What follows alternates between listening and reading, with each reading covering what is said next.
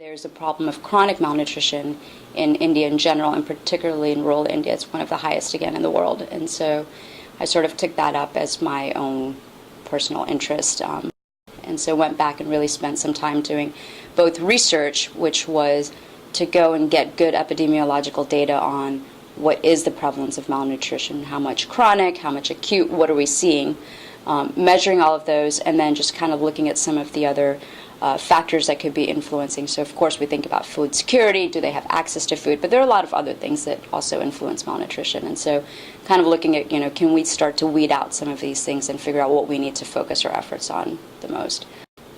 And that's been the majority of my focus. I've gone back now and done a lot more training in sort of both pediatrics, but also, GYN related. And so, for all three of us, so for Dr. Van Sickels, for Susan McLellan, and for myself, when we engaged in global health for the first time in our own experiences, none of us really had mentorship when we did it. We knew we were interested in it, and we thought about things in the same way and said, let's go. And we wanted to, obviously whenever you go overseas or you go anywhere, you want to do good.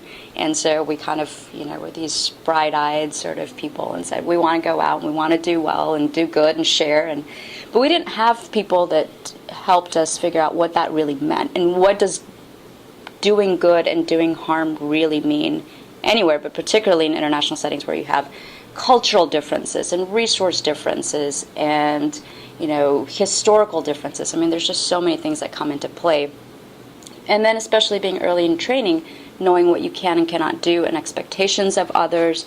There's so many ethical issues that come up and so many clinical and public health issues and limitations that come up. And it was very hard for me because I didn't know who to turn to.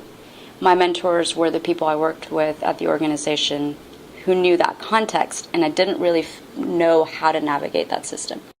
And so when I came back to the U.S. and started teaching at Tulane and had so many medical students, and particularly residents, who said, we want to do this. I mean, this is huge. Many people around the country want to go and do international work in global health. And so all of these, students and residents came and said, we want to do this kind of work.